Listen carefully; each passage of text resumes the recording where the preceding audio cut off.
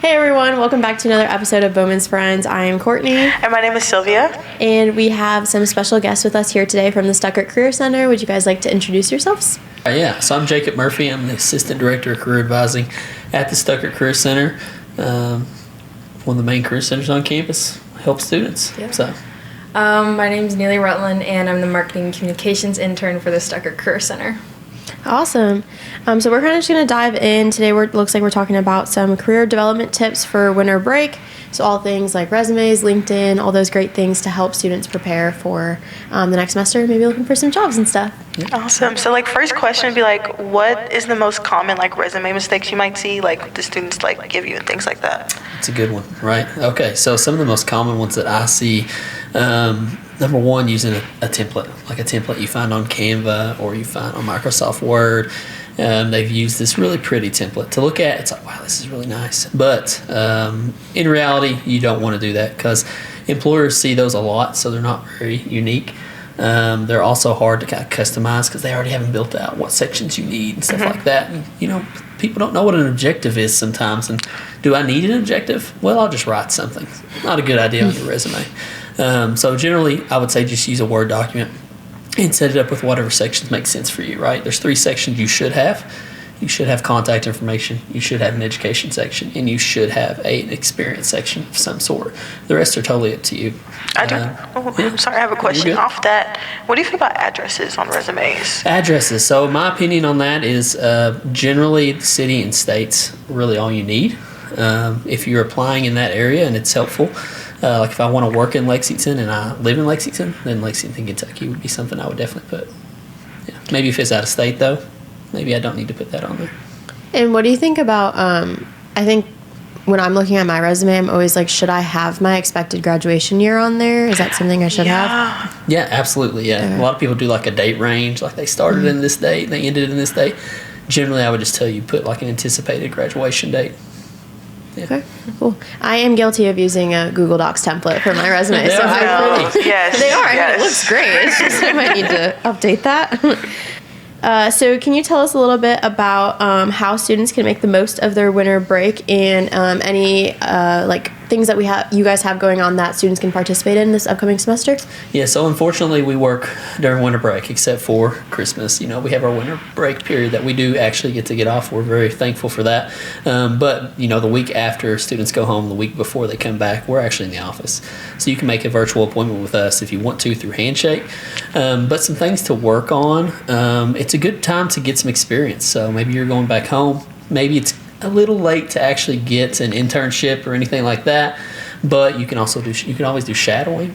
Shadowing is a great thing to do. So maybe someone that's in the kind of field that you are interested in. Call them up, email them, see if you can come down for a few hours and shadow to get an idea of what they do, and B, to get something to put on your resume. You can put that on your resume. Some other things to work on is getting your LinkedIn profile updated, getting your Handshake profile updated, working on that resume.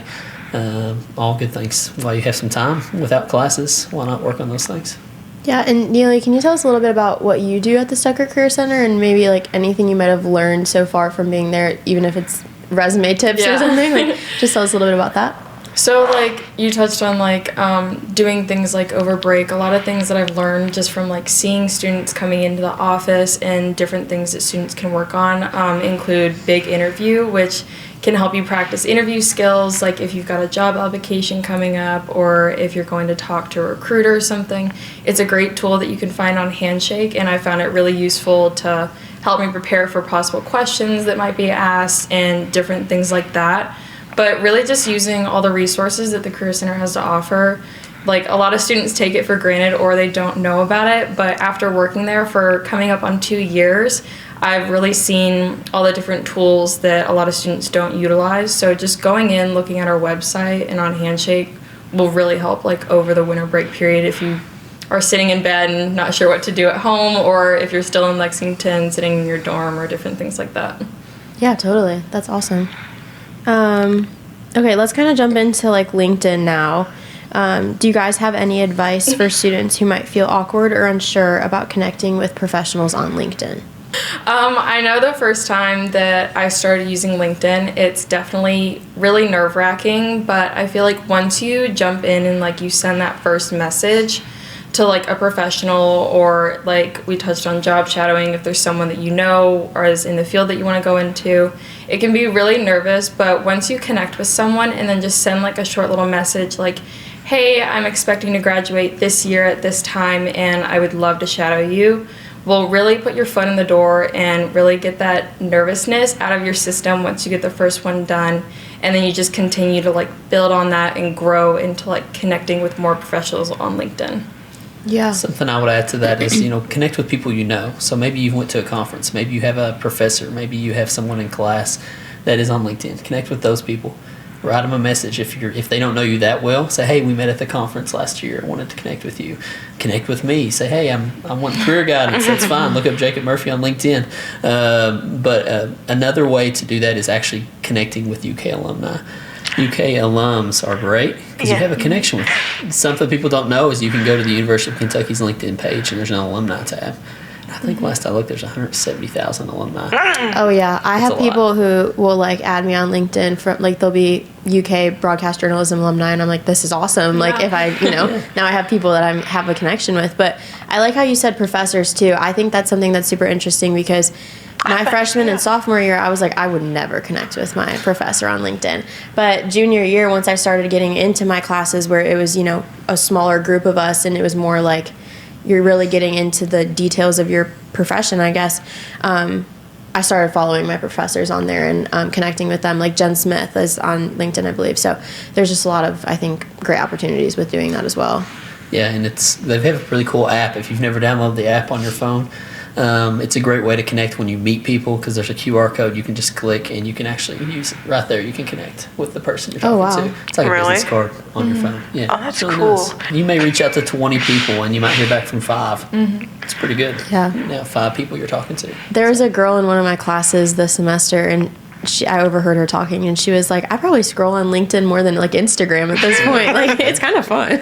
No, because like I see all these people do. Like, there's this one girl who goes to UK who graduates in 2026. Her LinkedIn is amazing. She does so much stuff. Yeah, I just I just love looking at her, and I'm just like, this is awesome. Yeah. I mean, it's just like updating your social media feed. Like I always go in and I add different experiences that like I've obtained, or even like one of my professors for one of my classes, he's been posting about a recent project that we've been doing on, and I've been reposting the post that he does because it gives like professionals like a kind of look-see at like what I've been doing like in my event planning class or what I did like for a project in like an ISC class. So it's like it's literally just like another social media feed that I'm just scrolling through. I mean, it doesn't look great on my phone hours when I get like the review at the end of the week, but it's definitely a lot better than scrolling on like TikTok for hours, and it's a great way to just connect with professionals and like post about like what you've been doing in college or like different things like that.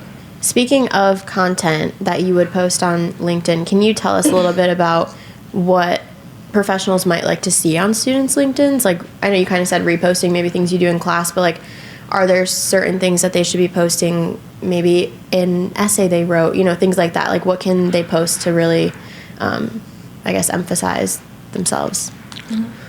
So I would say, like, any events you go to. So, like, we have our career fair every semester, right? So maybe they're at the career fair. Great place to make a post. Something that I really enjoy doing is I like to look at other people's posts. And if it's a really good post and I like it, then I'll just reshare that post. I've read it. I want to share it with other people as well. But yeah, those type of posts are great. I know like on my LinkedIn I post like different things. Like I studied abroad over the summer, so I posted that experience and like the course that I took, and like it kind of gives like teachers, professors, and just like anyone that you're connected with like an idea of like how you've been growing like your brand and like marketing yourself and like that aspect of like your professional career development. Speaking of the career fair, can you tell us a little bit about that and when it's going on? Sure. It'll be in February on the 25th from 12 o'clock to 4 o'clock. It's going to be in the Student Center. Great opportunity to look for internships, look for full-time jobs, part-time jobs, a little bit of everything there. If you've never been to one, it's pretty big. Have you guys ever been to a career fair before? No, I haven't. I need to go. I've been to the engineering multiple times. It's a big deal. There's over 100 employers there generally. I would just say practice. If you really are looking for an internship, looking for a job, practice your elevator pitch with somebody, introducing yourself. How are you going to introduce yourself to these companies that are there? Take your resume with you, have some copies of your resume, be ready to talk, and be open to what they have, right? Go up and just kind of be curious. What kind of positions do you guys have? This is my major. What kind of positions would you have for me? And kind of do a little research on the companies you want to talk to. Pro tip, go talk to someone you don't want to talk to first. Okay. And then you'll feel get the kind of the weight off your back, and then you're like, okay, this isn't too bad, and then you can kind of go start talking to someone maybe you had on your list to talk to. So, How many resumes should students bring with them? I would say however many people you want to talk to. So if you want to talk to 100, bring 100 resumes. But generally people don't talk to everyone there. But if you've identified, you've done some research before, there's 5 people you want to meet with, maybe I'd bring like 8, just in case I saw somebody else there that I want to speak with, and I can have a copy if I want to give it to them. Okay. And do you have like a list of people who would be there, like that students can reference before? Yeah, you can get on Handshake ahead of time. And you can look at that. We also have an app called Career Fair Plus that you can use. The nice thing about Career Fair Plus, you can use it on your phone. You can look up some information while you're at the fair if you need to. We kind of let employers know. Students might be on their phones because they're looking at this app. Also, about a week before the career fair, there's a map. So you know where people are. You can like click on an employer, favorite them, there's a little star next to it, and then it'll actually pop up on the map showing you what table they're at. So it makes it super easy. Oh, wow, that's interesting. Yeah. That's helpful too. Yeah. For anyone who might be nervous about walking in there, you kind of know. That's how I am. Like whenever I walk into a space, I'm like, I need to know how to get there, like where everyone's going to be. So that's actually really helpful. It can be overwhelming when you walk in there sometimes. Oh, it can be extreme. No, it's a great resource. I know the first career fair that I went to was my sophomore year. I wasn't initially looking for anything because at that time you're still like a little young, but like looking for something like my junior year, like sophomore year summer, like going into my first one was super nerve-wracking, and I actually hadn't learned about Career Fair Plus, but when I went, I downloaded it before I walked in, and I was like outside figuring out like what tables I wanted to go to, where they were in the ballroom, and different things like that. So and going to the career fair, when it counts. So like you're a senior maybe, and you're actually looking for a job. Don't let that be the first time you go. Because if you go to it when you're a first year, second year student, you kind of know the drill. You've seen it before. You're comfortable, and then you can really kind of know what you need to do when you get there. When you are looking for something. How do you think about the recruiting cycle for like entry-level positions? Like when should people start looking for like certain jobs or internships and things like that? Yeah, good question, because this is a question we get a lot. Generally, recruiting cycles are pretty early. I'm talking like 6 months before that you actually plan to start your job. So if you're looking for the last semester of your senior year, you're looking for a job to start as soon as you graduate, it's going to be hard, right? Okay. Just like if you're looking for a job over winter break right now, it's going to be hard to find that, right? Yeah. So you got to, most recruiting cycles, companies were hiring this fall semester for their spring semester, summer semester, or summertime jobs and internships. So start early. It's different for every company. Like I know I'm a senior now, so I'm kind of going through this process, and everyone's process is different, but I've been applying for jobs and like going on LinkedIn and Handshake since like August. So like people start at different times, but it's better to start early because different employers hire at different times. Like they may be looking for something right now, or they could be looking for someone to come in like 6 months or like a year later. So it's better to start looking sooner rather than later. That's just like a good tip to like for anyone that's going through that job process and like applying to different things. Yeah, and if you are a little late to the game, that's okay. One thing that I would recommend is kind of check out local companies, nonprofits, things like that. They'll might have some positions still available. What kind of advice would you give to someone who might feel like they are behind? Are there any specific resources that you guys might have at the Stuckert Career Center, or anything that you would recommend to students? You want this one first? Sure. If you're feeling behind, it's no reason to stress or like worry about that, because people start the job search process in their own timeline. So just getting in and like taking little steps at a time, like going into LinkedIn, making sure that your profile is set up, as well as Handshake, making sure your profile is set up, and just starting with little things like that, and like then building up to like connecting with people and then uploading your resume and different things like that can like really start the ball rolling, and like it makes things easier once you start just like doing little things at a time, because like I know like it can be super nerve-wracking and it like may feel like a lot to do all at once, but if you're just going on like once a day and really just like starting to like look for different opportunities or like really just polishing like what you already have can like make a big difference. Yeah, that's good. And I would say, cast a wide net. I'm kind of old school. I like talking to people. I like connections. One thing that I tell students, like, hey, if you're kind of late to the game and maybe there's a specific place you're like, I'd kind of like to work there. I'm qualified to work there. I'd like to work there. Pop in their office one day. I'm not going to promise you that they'll start talking to you. But I'm also going to say you're there and they have to deal with you now. Just wanted to pop in and see. I love informational interviews. So if there is someone like in that field of work you want to do, reach out to them on LinkedIn or email and say, hey, I'd love to sit down with you and just get some advice from you. And sit down with them, ask them questions, get some advice from them. And then, who knows what that will lead to. You get to make a connection. Maybe they're like, hey, let me connect you with Johnny over here. He's actually does hiring. Let you talk to him as well. So, yeah, informational interviews are great. Yeah, using your connections is a big thing. I know just yesterday I messaged like one of my friends from like high school's mom to see if he see if she could like get me an in and like a job and like recommend me like different things, and she gave me a lot of helpful tips and just be like, hey, like if you're looking at a job and like I work for this company and you see that I'm connected with this person, let me know and like I can get your resume to like the hiring team there and whatnot. So using the people that you know is a great resource to start with something like that. It could be your best friend's mom or dad, it can be like a grandparent, a professor, like anyone just that have met, like crossed by, can be super helpful. Yeah, totally.